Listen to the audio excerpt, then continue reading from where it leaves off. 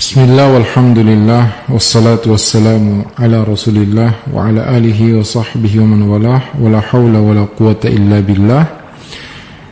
Dari sahabat Fudalah bin Ubaid, beliau mengatakan Rasulullah sallallahu alaihi wasallam berkhutbah di haji wada'.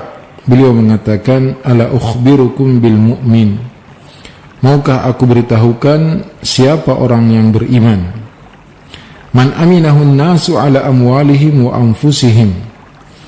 Kata Nabi alaihi salatu wassalam, orang beriman adalah orang atau orang-orang manusia aman atas harta dan jiwa mereka. Wal muslimu man saliman nasu min lisanihi wa yadihi. Muslim sejati adalah seorang muslim yang manusia yang lain selamat dari gangguan lisan dan tangannya. Wal mujahidu man jahada nafsahu fi ta'atillah. Mujahid sesungguhnya adalah yang berjihad melawan hawa nafsunya untuk ketaatan kepada Allah.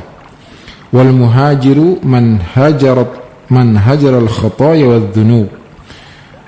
Orang yang berhijrah sesungguhnya adalah orang yang berhijrah meninggalkan dosa dan maksiat. Hadis riwayat Ahmad. Sesungguhnya di antara perkara penting di dalam kehidupan seorang muslim yaitu bersungguh-sungguh bermujahadah untuk melawan hawa nafsunya, memperbaiki dirinya dan memaksanya untuk selalu berada di jalan istiqamah. Kemudian meminta kepada Allah pertolongan untuk hal tersebut. Dan ayat yang berkaitan dalam tentang perkara ini yaitu firman Allah Subhanahu wa taala, ya ayyuhalladzina amanu taqullaha wal tanzur nafsum ma qaddamat lighad wattaqullaha innallaha khabirum bima ta'malun. Wahai orang-orang beriman, bertakwalah kepada Allah, dan hendaklah setiap jiwa memperhatikan apa yang telah ia persembahkan untuk hari esok, hari akhirat, dan bertakwalah kepada Allah, sungguhnya Allah Maha mengetahui apa yang kalian kerjakan. Wala takunu kalladzina nasullaha fa ansahum anfusahum ulaika humul fasiqun. Dan janganlah kalian menjadi seperti orang-orang yang lupa kepada Allah, maka Allah membuat mereka lupa kepada diri mereka sendiri. Mereka itulah orang-orang fasik. La yastawi ashabun nari wa ashabul jannah, ashabul jannati humul faizun. Tidak sama antara penduduk neraka dan penduduk surga. Penduduk surga mereka itulah orang-orang yang beruntung. Berkata Syekh Abdurrahman As-Sa'di rahimahullah, ayat ini adalah ayat pokok dalam masalah muhasabatun nafs, introspeksi jiwa. Dan bahwasanya wajib bagi setiap orang untuk selalu memeriksa dan mengintrospeksi dirinya. Apabila ia melihat kekurangan, hendaklah ia segera memperbaikinya dan meninggalkan dosa tersebut dengan taubat yang sungguh-sungguh. Kemudian menjauhi perkara-perkara yang bisa membuatnya terjatuh kembali kepada dosa tersebut. Dan apabila ia melihat dirinya lalai dari salah satu dari perintah-perintah Allah, hendaklah ia berusaha bersungguh-sungguh meminta pertolongan kepada Allah agar ia bisa menyempurnakan kekurangan tersebut, agar ia bisa memperbaiki kekurangan tersebut. Kemudian ia membandingkan antara nikmat-nikmat Allah, kebaikan Allah kepadanya, antara kebaikan tersebut, nikmat tersebut dengan perbuatan dosa kelalaian yang ia lakukan, karena hal itu akan menyebabkan ia malu kepada Allah. Karena kerugian yang sesungguhnya ketika seorang lalai dari perkara ini, muhasabah, memeriksa diri, mengintrospeksi diri. Karena ini akan menyerupai kaum yang mereka lupa kepada Allah, lalai dari mengingat kepada Allah, lalai dari melaksanakan hak-hak Allah Azza wa Jalla, dan mereka sibuk untuk memuaskan hawa nafsu dan syahwat mereka sehingga mereka gagal. Mereka tidak mendapatkan kebaikan apapun, dan Allah Subhanahu wa taala menjadikan mereka lupa kepada kebaikan diri mereka sendiri. Mereka dilalaikan dari perkara yang bermanfaat sehingga urusan mereka tercerai-berai. Mereka menjadi orang yang merugi di dunia dan di akhirat, dan kerugian mereka tidak mungkin lagi bisa diperbaiki. Mereka itulah orang-orang yang fasik, yang keluar dari ketaatan kepada Allah Azza wa Jalla, tenggelam dalam perbuatan maksiat. Apakah sama orang yang selalu berusaha menjaga ketakwaan kepada Allah, melihat apa yang telah ia persembahkan untuk hari akhirat, kemudian ia mendapatkan kenikmatan surga yang sangat nikmat, kehidupan yang bahagia bersama orang-orang yang Allah beri nikmat kepada mereka, yang telah Allah beri nikmat kepada mereka dari para nabi, para siddiqin, orang-orang yang jujur, orang-orang yang mati syahid, dan orang-orang soleh. Apakah sama orang-orang tersebut dengan orang yang lalai dari zikir kepada Allah, lupa hak-hak Allah subhanahu wa ta'ala, sehingga ia sengsara di dunia dan di akhirat ia berhak mendapatkan azab? Yang pertama yaitu orang yang takwa kepada Allah, melaksanakan perintah Allah, mereka itulah orang-orang yang beruntung. Adapun selainnya, orang yang lalai dari mengingat Allah Azza wa Jalla, lalai dari memberikan hak-hak Allah Azza wa Jalla, mereka itulah orang-orang yang merugi. Dan manusia dengan jiwanya itu terbagi menjadi dua. Manusia yang bersungguh-sungguh berjihad melawan hawa nafsunya, mencela dirinya untuk selalu bangkit melakukan perkara-perkara yang mulia, adab-adab yang tinggi, dan akhlak yang sempurna. Jenis yang kedua yaitu orang-orang yang melalaikan dirinya sehingga tenggelam dalam kekejian, tenggelam dalam perbuatan dosa dan maksiat. Dan Allah subhanahu wa ta'ala menyebutkan dua kelompok manusia ini dalam firman Allah Azza wa Jalla, qad aflaha man zakkaha wa qad khaba man dassaha. Sungguh beruntung orang yang mensucikan jiwanya, dan sungguh merugi orang yang mengotorinya. Zakkaha yaitu mensucikannya, membersihkannya dari kekufuran, kemaksiatan, perbuatan dosa, dan bersungguh-sungguh untuk menjauhi segala perkara tersebut. Kemudian ia berusaha memperbaiki jiwanya dengan ketaatan-ketaatan dan amal-amal soleh. Wadassaha, dan mengotorinya yaitu dengan menghinakannya, dengan meninggalkan perbuatan baik, melaksanakan dan terjatuh dalam perbuatan dosa, kemudian mentaati semua yang dipanggil oleh hawa nafsunya dari perkara-perkara yang membuat Allah murka, dan juga menjadikan dia mendapatkan hukuman dari Allah Azza wa Jalla. Kemudian Allah Azza wa Jalla meletakkan pada setiap manusia dua jiwa. Jiwa yang selalu mengajak kepada keburukan dan jiwa yang tenang. Dan kedua jiwa ini saling memusuhi. Jiwa yang selalu mengajak kepada keburukan memusuhi jiwa yang tenang, jiwa mutmainnah. Dan jiwa mutmainnah juga sebaliknya memusuhi jiwa yang selalu mengajak kepada keburukan. Dan segala perkara yang berat oleh jiwa mutmainnah, maka ringan bagi jiwa yang mengajak kepada keburukan. Dan perkara-perkara yang diinginkan dan disukai oleh jiwa yang selalu mengajak kepada keburukan, perkara tersebut dibenci oleh jiwa yang tenang. Sebaliknya, perkara-perkara yang disukai oleh jiwa yang tenang, jiwa yang mutmainnah, dibenci dan ditolak oleh jiwa yang selalu mengajak kepada keburukan. Semua yang nikmat yang dirasakan oleh jiwa yang mutmainnah, sebaliknya jiwa yang ammarah bisu, yang selalu mengajak kepada keburukan, justru merasa kesakitan. Ya, contohnya apabila jiwa yang selalu mengajak kepada keburukan merasa nikmat dan lezat ketika melakukan kemaksiatan, maka jiwa yang mutmainnah, jiwa yang tenang, merasa kesakitan ketika melakukannya. Juga jiwa yang selalu mengajak kepada keburukan, perkara yang paling berat untuk dilakukan adalah ketaatan-ketaatan, melakukan perkara-perkara yang membuat Allah Subhanahu wa ta'ala ridha. Sebaliknya, jiwa mutmainnah, jiwa yang tenang, yang paling berat untuk dia kerjakan adalah perbuatan dosa dan maksiat. Dan di dalam jiwa manusia ada jiwa yang di setiap manusia, pada setiap manusia ada jiwa nafsu yang selalu mengajak kepada keburukan, sebagaimana firman Allah Azza wa Jalla ketika menceritakan tentang perkataan Imra'atul Aziz, istri dari pembesar Mesir yang membeli Nabi Yusuf, wa ma ubarri'u nafsi innan nafsa la'ammaratun bis-su', dan aku tidak mensucikan, membersihkan diriku, sungguhnya nafsu, jiwa itu selalu mengajak kepada keburukan, illa ma rahima rabbi, kecuali yang dirahmati oleh Tuhanku, inna rabbi ghafurur rahim, sungguhnya Tuhanku maha pengampun lagi maha penyayang. Jiwa amaratun bisu yang selalu mengajak kepada keburukan, ya, mengajak pemilik jiwa tersebut untuk melakukan dosa, mengajaknya untuk melakukan perkara-perkara yang membinasakan dirinya dan menuntunnya kepada semua perbuatan keji dan hina.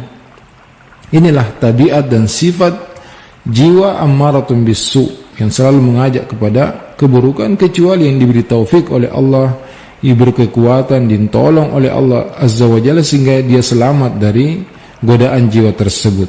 Makanya dalam ayat tadi disebutkan illa ma rahima rabbi, kecuali yang dirahmati oleh Tuhanku, maka ia selamat dari godaan jiwanya, dari keburukan jiwanya. Ya, Allah Azza wa Jalla juga berfirman, walaula fadlullahi alaikum wa rahmatuhu ma zaka minkum min ahadin abada. Seandainya bukan karena fadlullah, karunia dari Allah dan rahmatnya kepada kalian, maka tidak ada seorang pun di antara kalian yang suci selamanya. Walakinnallaha yuzakki man yasha, akan tapi Allah mensucikan siapa yang Allah kehendaki. Wallahu sami'un alim, dan Allah maha mendengar lagi maha mengetahui. Juga Nabi alaihi salatu wassalam, Nabi yang paling mulia, Allah berkata kepadanya, walaula an thabbatnaka laqad kitta tarkanu ilaihim syai'an qalila, kalau bukan karena kami mengokohkanmu, maka sungguh engkau hampir saja condong kepada mereka. Dan Nabi alaihi salatu wassalam berkata dalam khutbah hajat dan mengajarkan para sahabatnya untuk selalu mengatakan, alhamdulillah nahmaduhu wa nasta'inuhu wa nastaghfiruh wa na'udzu billahi min syururi anfusina wa min sayyiati a'malina. Segala puji bagi Allah. Kita memujinya, meminta pertolongannya, memohon ampunannya, dan berlindung kepada Allah dari keburukan jiwa-jiwa kita dan dari keburukan amalan-amalan kita. Dan penyebutan keburukan amalan setelah keburukan jiwa, karena keburukan amalan adalah cabang dari keburukan jiwa. Apabila jiwa itu buruk, maka ia akan mengajak pemiliknya melakukan perbuatan-perbuatan dosa, ucapan-ucapan keji, dan menghantarkannya kepada kebinasaan, dan tidak akan selamat darinya kecuali siapa yang diselamatkan oleh Allah Subhanahu wa taala dari keburukan jiwa tersebut. Dan apabila seorang muslim mengetahui bahwasanya an-nafsul ammara bis-su, jiwa yang selalu mengajak kepada keburukan, demikian sifatnya, demikian karakternya, dan bahwasanya ia selalu mengajak kepada perbuatan maksiat, menjauhkannya dari ketaatan, melemahkan imannya, maka ia harus bersungguh-sungguh untuk mengobati, untuk melawan, untuk memuhasabah, untuk menegur dan mencela jiwa yang mengajak kepada keburukan tersebut, agar ia selamat dari godaannya, agar ia selamat dari akibat buruk mengikuti hawa nafsu, yaitu dengan cara menjadikan kendali jiwanya berada di tangannya, bukan kendali atau jiwa tersebut yang mengendalikannya, sehingga mengajaknya kepada mengikuti syahwat dan semua keinginan-keinginan jiwa yang mengantarkan kepada perkara yang membuat Allah Subhanahu wa taala murka. Karena ia akan terus mentaati jiwa tersebut, dan ia akan dituntun sampai ia terjatuh kepada kebinasaan. Maka jadilah jiwa yang ammara bis-su, yang selalu mengajak kepada keburukan tersebut, menjadi pemimpin untuknya, dan dialah yang dipimpin. Padahal seharusnya seorang muslim harus berjihad, berusaha bersungguh-sungguh melawan hawa nafsunya, sebagaimana sabda Nabi alaihi salatu wassalam, al-mujahidu man jahada nafsahu fi ta'atillah. Orang yang benar-benar berjihad adalah orang yang berjihad melawan hawa nafsunya untuk selalu taat kepada Allah. Dan Allah Ta'ala berfirman, walladzina jahadu fina lanahdiyannahum subulana. Dan orang-orang yang bersungguh mencari keridhaan kami, maka sungguh kami akan memberi mereka petunjuk kepada jalan-jalan kami. Maksudnya adalah jahadu fina ay anfusahum, bersungguh-sungguh untuk melawan jiwanya. Berkata Malik bin Dinar rahimahullah, rahimallahu abdan qala li nafsihi alasti sahibata kadza, alasti sahibata kadza. Bukankah semoga Allah meridai seorang hamba yang berkata kepada jiwanya, bukankah engkau pemilik ini, bukankah engkau pemilik itu? Kemudian ia mencelanya, kemudian mengikatnya, kemudian mengharuskannya untuk mengikuti kitab Allah Azza wa Jalla, yaitu Al-Quran, sehingga dia menjadi pemimpin untuk jiwanya. Juga dari Al-Hasan Al-Basri rahimahullah, ia berkata, innal mu'min qawwamun ala nafsihi, sungguhnya orang beriman itu pemimpin atas dirinya, atas jiwanya. Ia selalu menghisap jiwanya karena Allah Azza wa Jalla, karena sungguhnya hisab nanti pada hari kiamat, perhitungan amalan pada hari kiamat akan ringan ketika seorang menghisap dirinya, mengintrospeksi dirinya di dunia ini. Dan nanti hisab akan berat bagi seorang pada hari kiamat, karena mereka ketika di dunia ini melaksanakan sesuatu tanpa memikirkan akibatnya. Setiap orang butuh untuk selalu bermujahadah, bersungguh-sungguh, perlu untuk memuhasabah dan menghitung amalan-amalannya. Adapun jika ia biarkan jiwanya melakukan apa yang ia inginkan, maka ini adalah perkara yang sangat berbahaya bagi seorang, baik untuk agama dan dunianya. Karena orang yang berakal, orang yang memperhatikan dirinya, dialah orang yang selalu berusaha melawan hawa nafsunya, meninggalkan perbuatan dosa, menjauhi kemaksiatan, dan bersungguh-sungguh untuk melakukan ketaatan-ketaatan kepada Allah, melaksanakan akhlak-akhlak yang baik, adab-adab yang sempurna, amalan-amalan yang mendatangkan keridhaan Allah Azza wa Jalla, dan perkara yang bisa membantu seorang untuk melakukan hal tersebut, yaitu dengan cara ia melihat apa yang telah ia persiapkan untuk hari esok, untuk hari yang ia berjumpa dengan Allah Subhanahu wa ta'ala. Ia berdiri di hadapan Allah Azza wa Jalla dan akan menghisapnya, akan mengoreksinya apa yang telah ia kerjakan selama di dunia ini. Dan ini diambil dari firman Allah Azza wa Jalla, ya ayyuhalladzina amanu taqullaha wal tanzur nafsum ma qaddamat lighad wattaqullah. Wahai orang-orang yang beriman, bertakwalah kepada Allah dan hendaklah setiap jiwa memperhatikan apa yang telah ia persiapkan untuk hari esok, hari akhirat, dan bertakwalah kepada Allah. Karena seorang jika ia melakukan hal tersebut, ia selalu memuhasabah dirinya, ia selalu mengingatkan tentang hari akhirat, tentang hari perhitungan, ia akan selamat dengan izin Allah dari keburukan jiwanya. Karena apabila jiwa yang buruk tersebut mengajaknya untuk melakukan perkara yang dimurkai dan dibenci oleh Allah Subhanahu wa ta'ala, ia akan mengingatkannya tentang perjumpaan dan berdiri di hadapan Allah Subhanahu wa ta'ala. Ia akan mengingat bahwasanya ia akan dihisab, ia akan dibalas, ada surga, ada neraka, sehingga ia tertahan untuk mengikuti hawa nafsunya. Ia akan berhenti dari perkara-perkara yang menjatuhkannya kepada perbuatan dosa. Dan inilah yang disebut dengan para ulama dengan istilah mudawatun nufus, yaitu mengobati jiwa, atau muhasabatun nufus, yaitu mengintrospeksi jiwa. Dan banyak dari para ulama terdahulu, ya, di antaranya Ibnu Abi Dunya dan Al-Ajurri, juga selain mereka berdua, dari para ulama mereka mengkhususkan kitab yang membicarakan tentang muhasabatun nafs, tentang introspeksi jiwa, dan menggabungkan di buku-buku tersebut banyak sekali nukilan-nukilan dari para salafus saleh. Mari kita mendengarkan kalimat-kalimat yang agung, nasihat-nasihat yang mendalam yang berkaitan dengan muhasabatun nafs atau berjihad melawan hawa nafsu yang disampaikan oleh Khulafaur Rasyidin Abu Bakar, Umar, Uthman dan Ali radhiyallahu taala anhum, juga kepada seluruh sahabat-sahabat yang lain.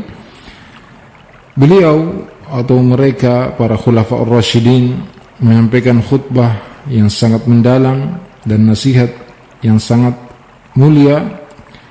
Sahabat Abu Bakar radhiyallahu taala anhu pernah berkhutbah, beliau mengatakan, "Amma ba'du usikum bitaqwallah," aku wasiatkan kalian untuk selalu bertakwa kepada Allah Subhanahu wa taala, dan hendaklah kalian selalu memuji Allah Subhanahu wa taala dan menggabungkan antara rasa harap dan rasa cemas, dan juga selalu merengek memohon kepada Allah Subhanahu wa taala, berdoa kepadanya, karena sesungguhnya Allah memuji Nabi Zakaria dan keluarganya dengan firman-Nya, "Innahum kanu yusari'una fil khairati wa yad'unana raghaban wa rahaba wa kanu lana khashi'in."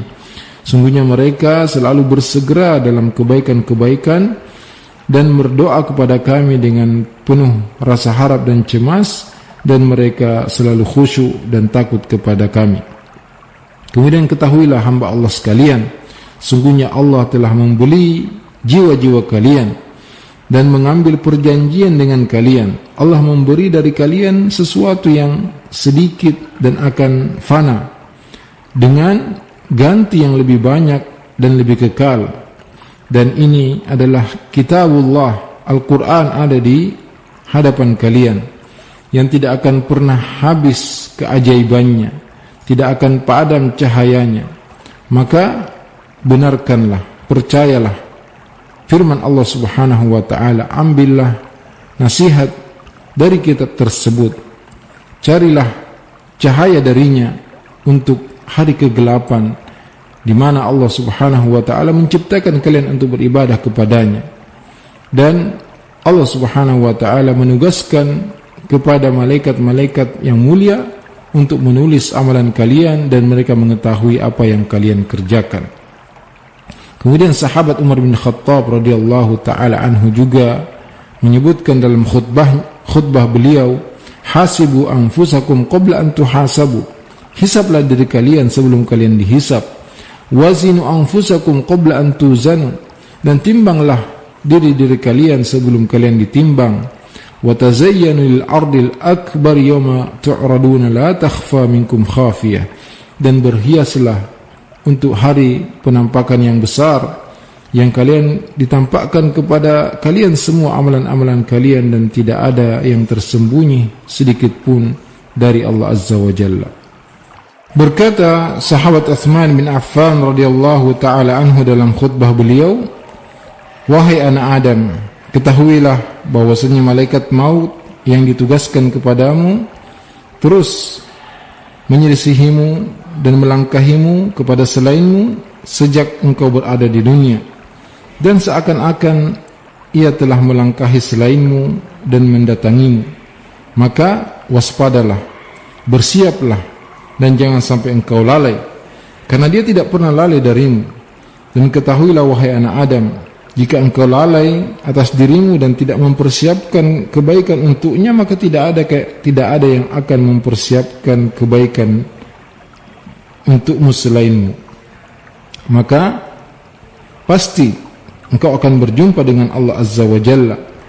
Maka hati-hatilah, jaga dirimu dan jangan biarkan ia kepada selainmu."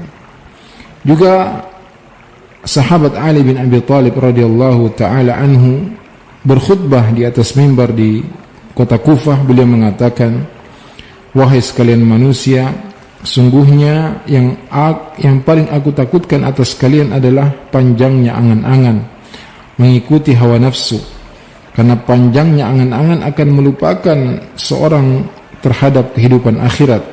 Adapun mengikuti hawa nafsu maka akan menyesatkan dari kebenaran. Ketahuilah, sungguhnya dunia ini telah menghadap ke belakang dan akhirat menghadap ke depan, dan setiap dari dunia dan akhirat mempunyai anak-anak, mempunyai pengikut. Maka jadilah kalian pengikut akhirat dan janganlah kalian menjadi pengikut dunia. Karena sungguhnya hari ini adalah waktu beramal dan belum ada hisab, dan esok hanya ada hisab dan tidak ada amal.